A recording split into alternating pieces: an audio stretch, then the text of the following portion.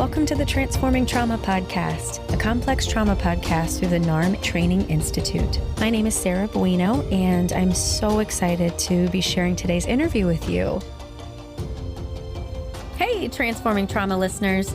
Please join us starting in November for our online NARM Basics Training to learn how to transform trauma. This online NARM Basics Training is available for professionals working with clients or populations dealing with complex trauma. Now more than ever before, it is essential that we learn how to resolve complex trauma and support post-traumatic growth. NARM provides a relational approach to addressing the current COVID pandemic and tools to support healing in the aftermath of this collective trauma. If you're looking for more advanced training in complex trauma and are working in mental health, healthcare, education, substance abuse recovery, or allied fields, join us for this Level 1 NARM training to become a NARM-informed professional. For more information and to apply, please visit www.narmtraining.com/online-basics. Welcome to another episode of Transforming Trauma. Today's episode is a conversation between Dr. Larry Heller and Thomas Hubl. Thomas is a teacher, author, and founder of the Academy of Inner Science. Thomas's work combines somatic awareness practices, advanced meditative practices, and transformational processes that address both individual and collective trauma, opening the potential for growth and healing. Thomas has worked with tens of thousands of people worldwide through workshops, multi-year training programs, and online courses. He's also the founder of the nonprofit Pocket Project, which aims to increase awareness and understanding of collective trauma and reduce its effects. Thomas's forthcoming book on healing collective trauma will be published in 2020. So please enjoy our conversation with Thomas Hubl.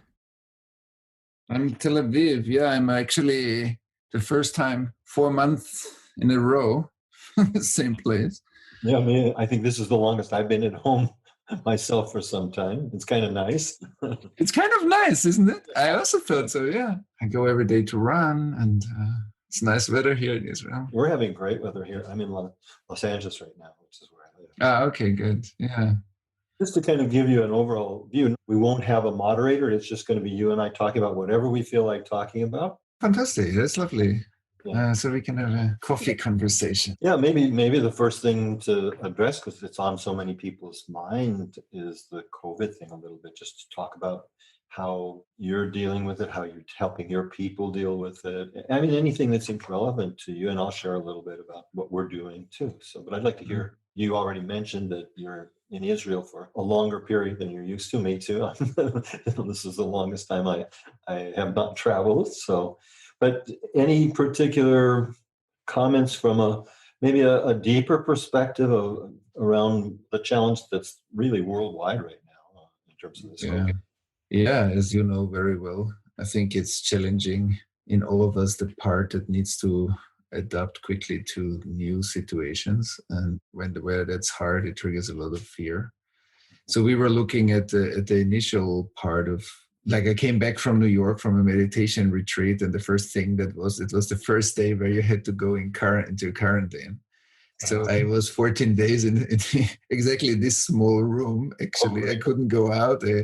We needed to do all kinds of stuff that I could stay at home in this small room here. So, and then we needed to quickly change a lot of our programs that were planned, from in-person programs to online programs, because we are doing online programs, I think now for over 8 or 9 years, I think 2011.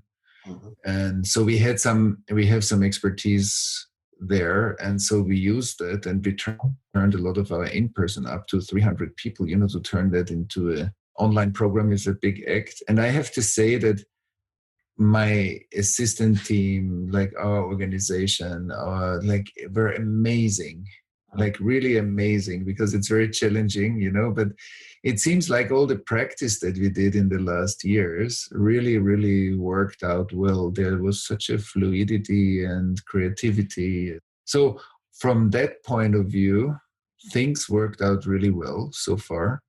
And also because I think all our team members and the organizational team members and so were fantastic. I want to also honor them for the work that they did or that we did. And then, I think on a process level to be able to, self-co-regulation and group coherence are the three factors that we work a lot in the groups, like what's self-regulation and where is that blocked or open, what's the level of co-regulation, and what's group coherence building for resilient communities. So, and that's what Let we me also just did. add that for some of our people, Thomas, they may not know so much of your orientation is towards community. And so just to help everybody understand the context that you're talking about here. Right. So yeah, we do a lot of work in community. We combine a lot of integration work with the kind of spiritual background or mystical work. And we very much include the kind of the horizontal expansion, which means the community building on smaller levels, on bigger levels, and how the work affects society.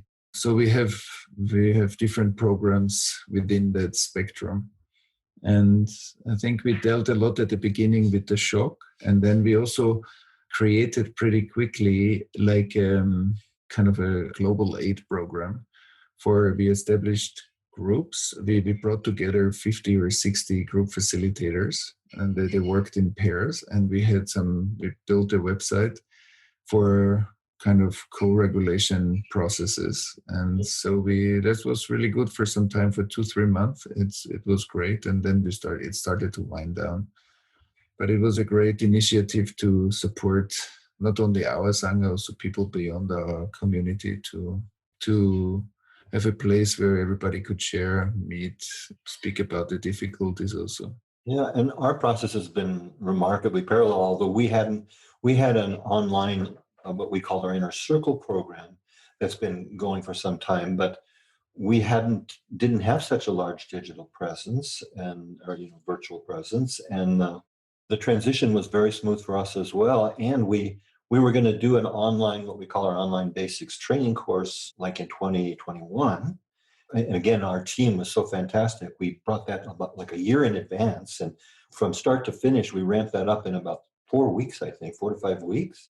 We had close to 150 people. I think it was 136 finally at the end, but that was a good start and everything went smoothly. The technology, which was my concern, was fine because we didn't have as much experience as your group has had. The other thing too, that, I did a webinar for people. The challenge, I think, that when there is a real threat on this physical level, there's obviously a threat with the virus, and what that evokes in people in terms of other kinds of developmental kinds of threats that they haven't fully resolved, and and then it's very hard for people to sort out what's a realistic fear from what's a fear that's what we would say overdetermined, or that kind of dynamic. So, and that seemed to be very well received and helped some people settle, I think, in terms of really looking at, okay, what's the actual fear wherever they might happen to be, and what are some areas that they can work with internally and in virtual groups and in a group process. So a lot of common ground there. Exactly.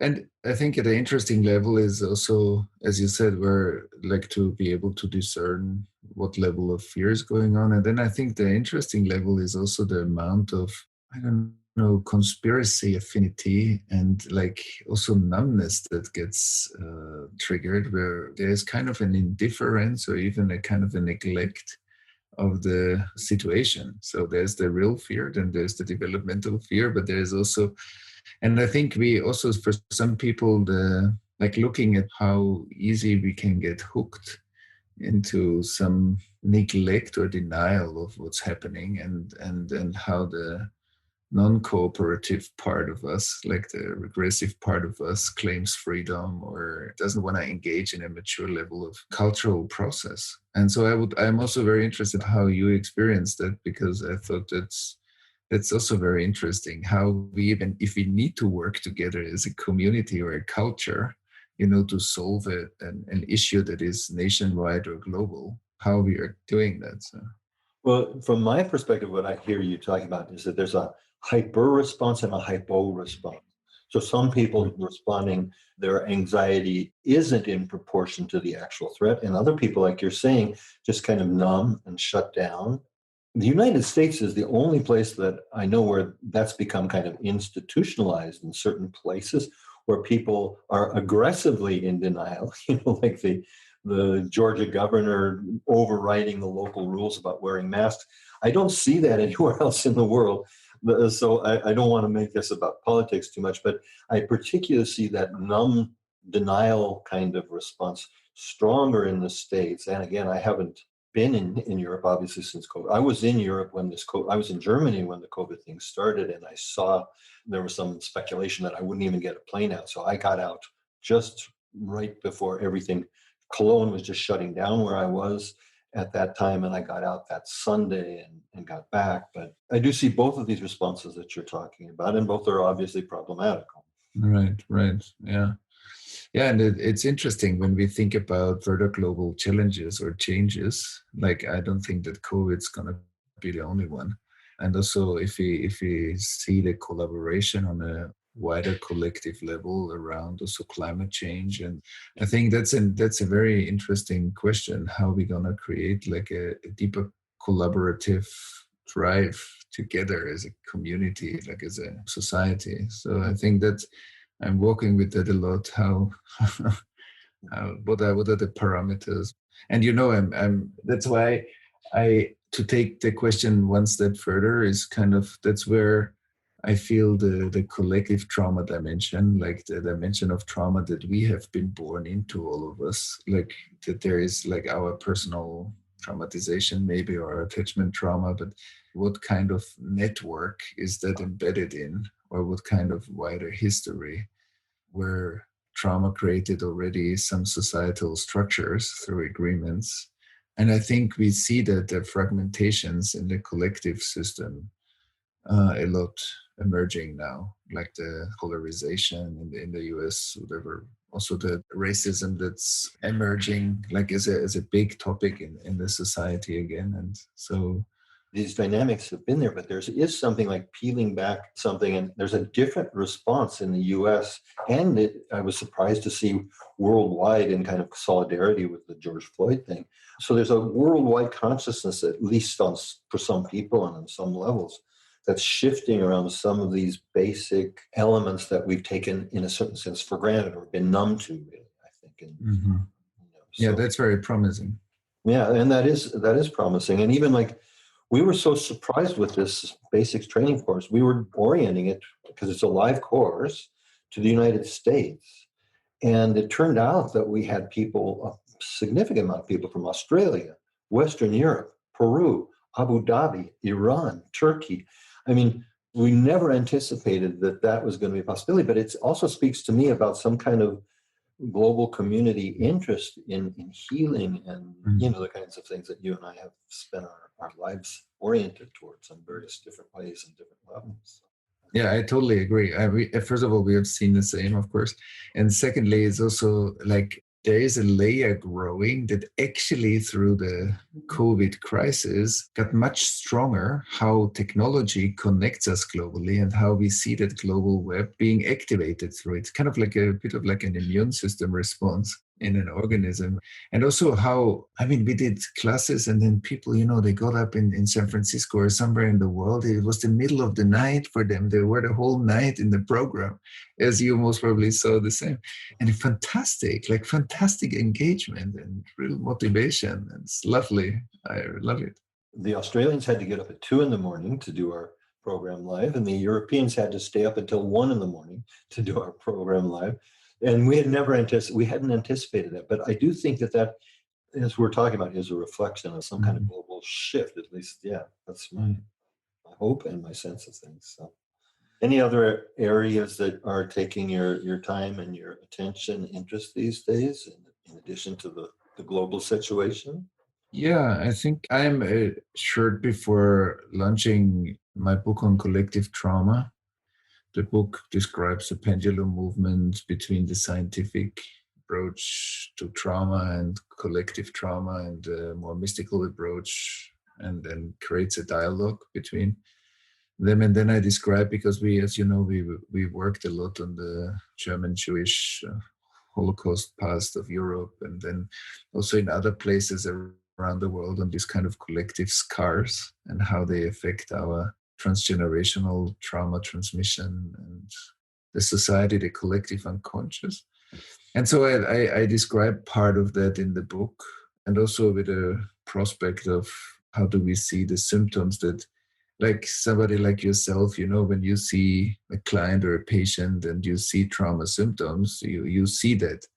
And then the question is, how much do we see that in the collective sphere? Or how much are we struggling with the symptoms without going to the root of that symptom? And I think we are, some people, at least like the pioneers of the trauma work, also of psychotherapy, are kind of deeper, like very quick in the recognition of the root of certain symptoms. But I don't think that we are there in the social system. We call still many things political issues, economic issues, social issues, or racism, for example, without really uncovering or having tools yet to uncover this. So I'm very much into this collective, like what's the movement from into a kind of a collective container building where the individual healing happens in this wider collective container. And so I don't know, in our last conversation, if we talked about that, there is a beautiful passage in the Bible that describes the collective awakening when the voice of God appears to the Israelites and around Mount Sinai. So it's not Moses going up to the mountain like the individual awakening. It's about the collective awakening. And there's a beautiful moment when, after the voice of God spoke to the whole community, everybody said, God spoke to me personally.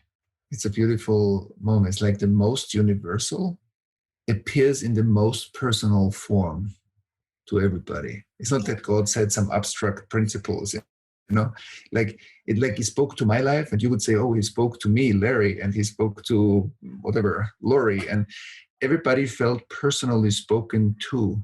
And so this principle of the universal, the most universal, being expressed in the most specific code, that every human being has a code.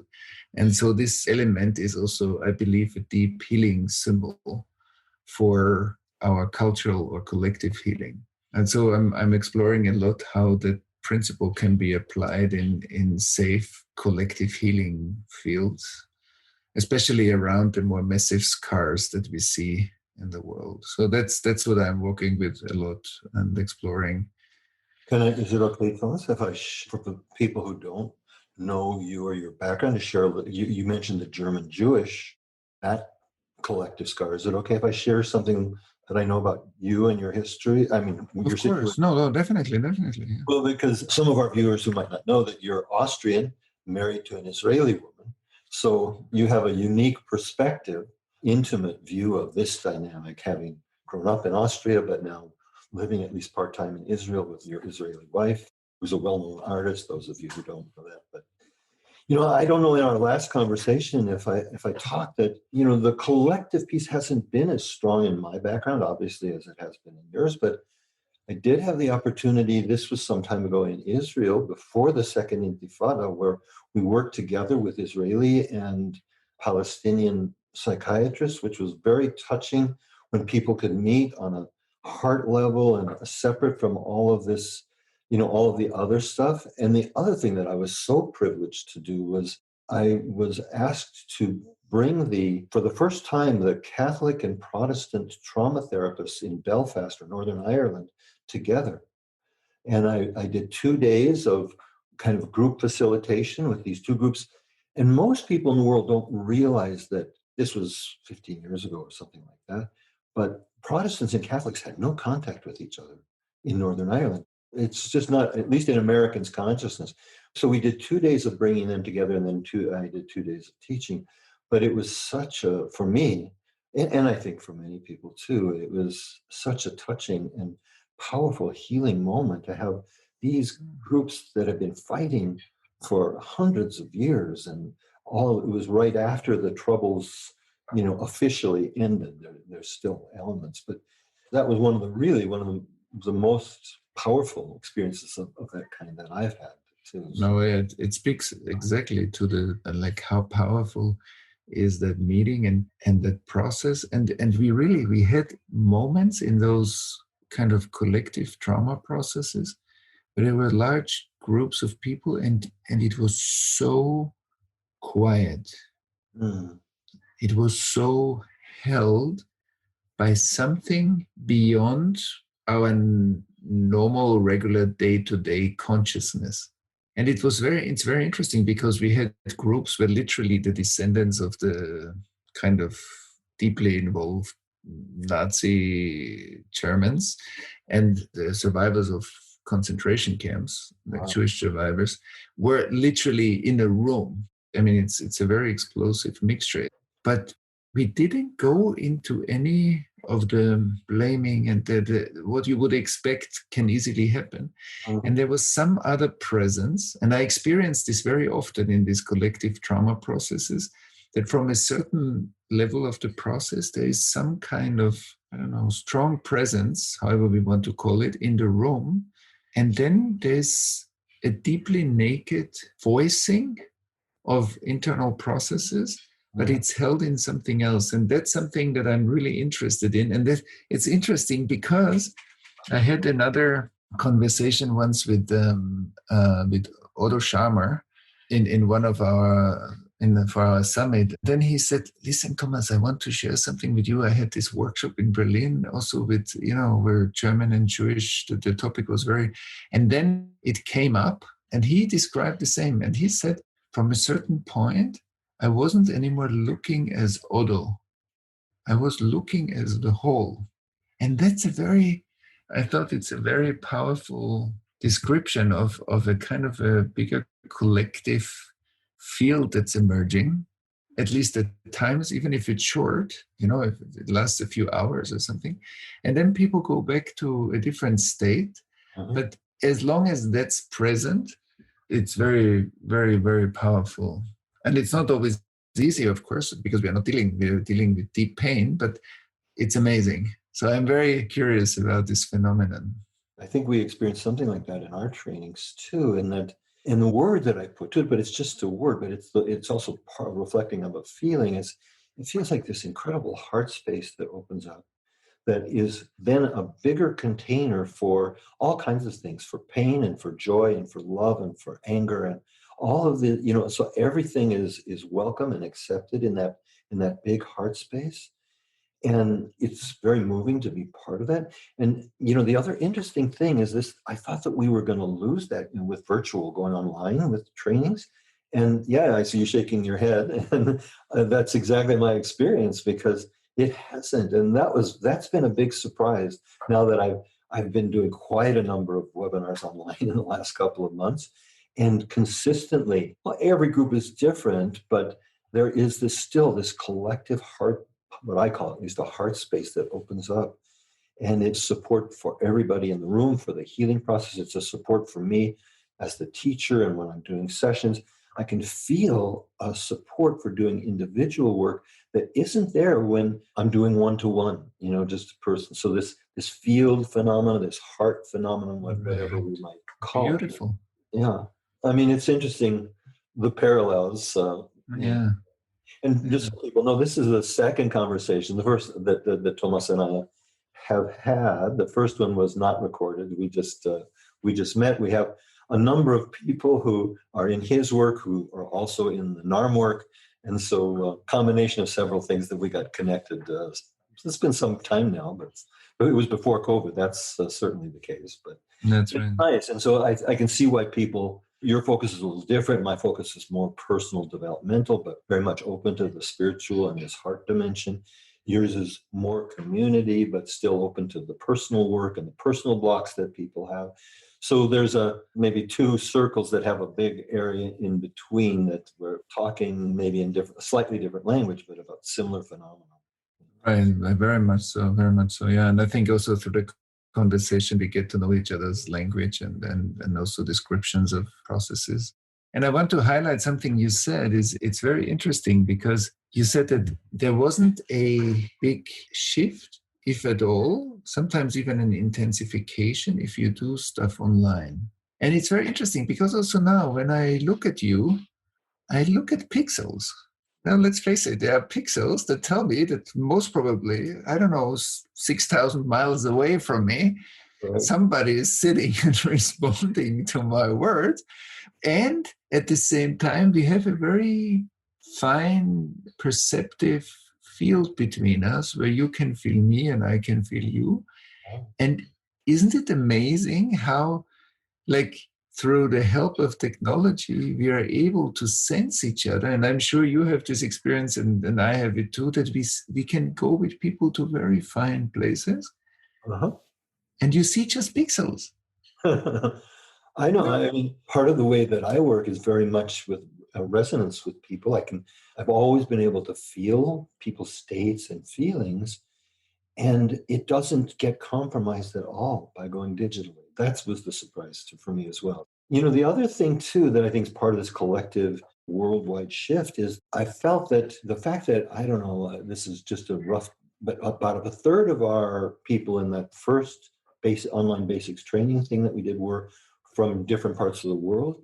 And it added an element, the fact that there were, quite a number of different people whose first language was not English and who were living in different time zones and day and night in different places.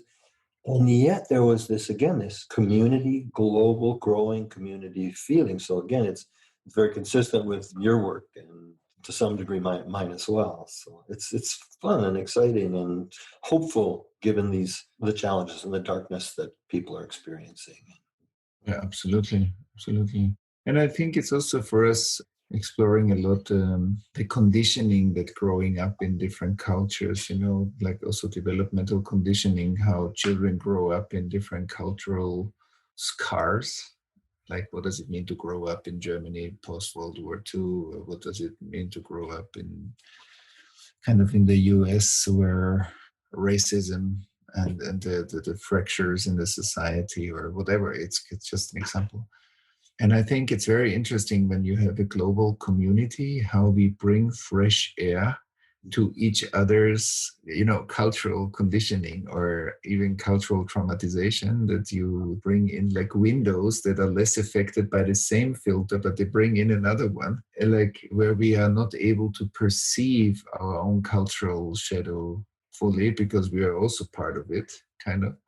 So I find this very interesting, and I'm always happy if there are international groups because it feels like a lot of oxygen comes into the room, and it makes the complexity higher. But it's right, there's a lot of also freshness to global groups. Yeah, I hadn't conceptualized it exactly the way you put it, but it makes a lot of sense to me because in some ways that cultural conditioning, it could, because we're swimming in it our whole lives, it's even more, in traditional psychological terms, egosyntonic. In other words, we don't realize it's there. It's just what is. It's our reality.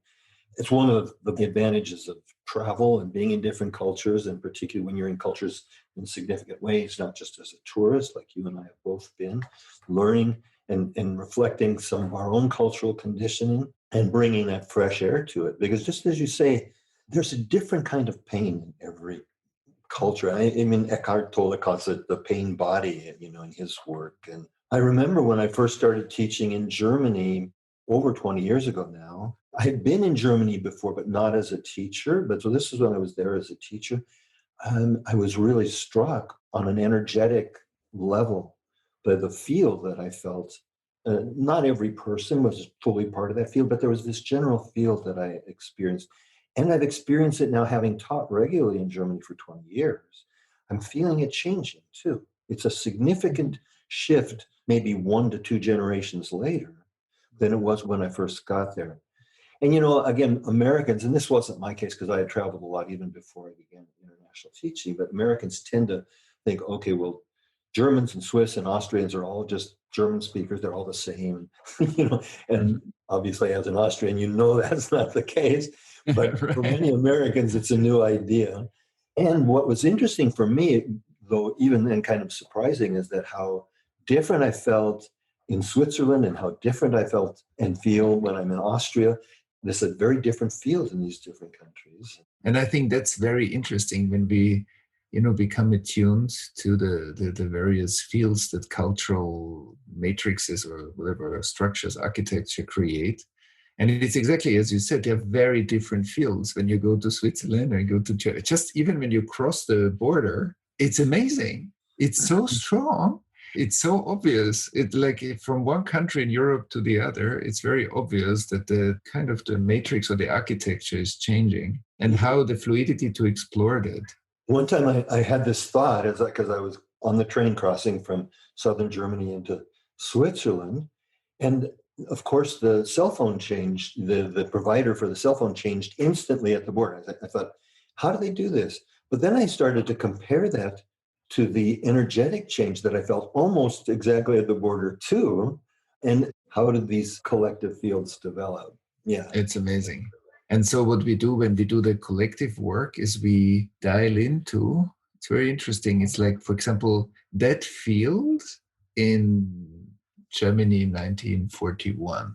So developmentally, when we dial back into there's the same cultural architecture, into the shadow element, like the past energy that's still stored in that field. So I spend a lot of time exploring how those cultural architecture, like how cultural architecture has been developed and stores collectively unconscious material. And how can we learn to work with this more precisely than just there? Because in my first workshop, that's how I came to collective trauma work. I came out of, 4 or 5 years meditation, and I started to give groups, and they grew pretty quickly. And then the first group were suddenly boom in Germany. Look, this like 30, 40 or 50 people started to cry at once, and like there was a strong release that we didn't look for. And then all these images that people saw from the Holocaust and like the Second World War. And because that happened over and over again, then I started to say, okay, wait a minute, like something is showing itself here. And then I began, this was 18 years ago or so, and then I started to study that.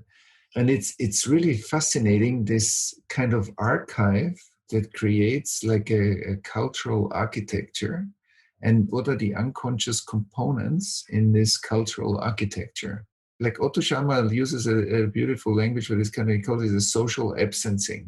So what's the social numbness? You know, when you work with trauma, as you best know, that you have this numb part, or what's the equivalent of that in our cultural body? And so I find it's really fascinating how social pathologies grow in those absent areas. And it's also interesting here in Israel because, I mean, of course, it's a country at war, basically, even if it's most of the time peaceful. But there are these places where there were big terror attacks in Israel. And it's very interesting when you come closer to these places, how you can feel like the trauma stored in those places, like the pain and many people died, and how it's stored in the collective field. And all of this, I think, is really interesting learning also about how social fields work and what kind of symptoms they create, and how to go to the roots of some of the symptoms and how to serve.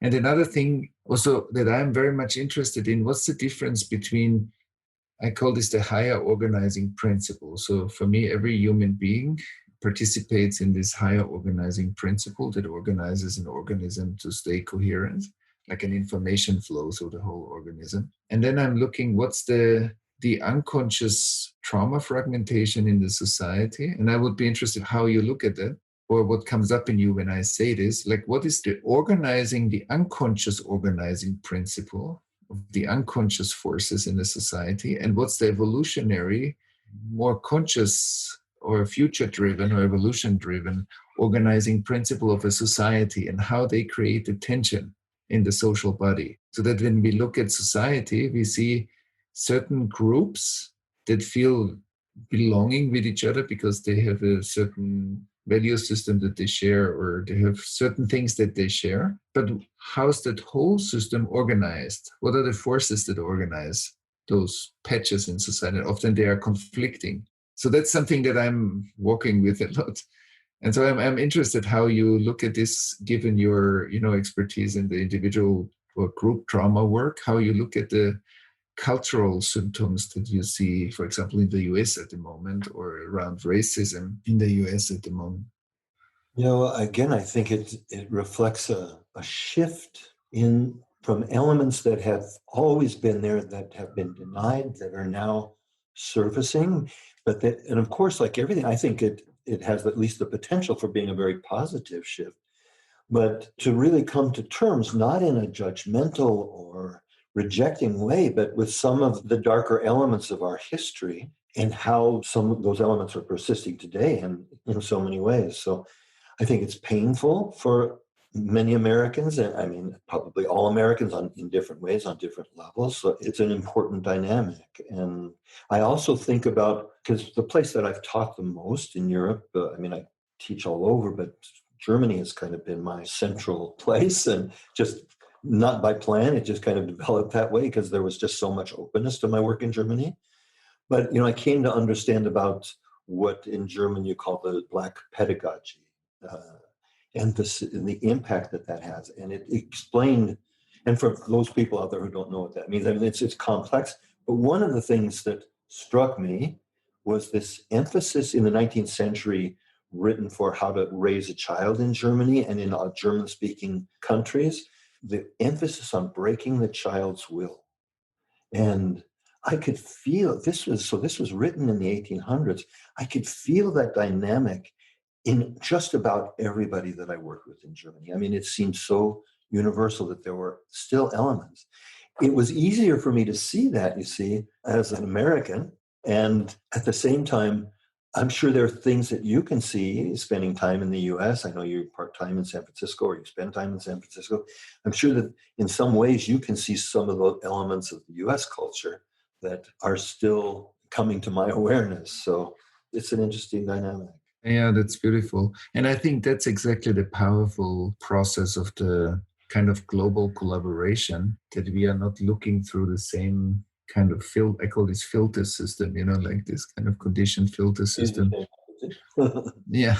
And so I think it's very powerful to when we have fresh perspectives and there's a fertilization, I think. And I also think that that's going to be, our global future also of healing, that is in this kind of collaborative fields, that we will, bring these powers together and learn from each other, help each other to see the things that we are still not seeing ourselves, and then be a kind of a global healing force.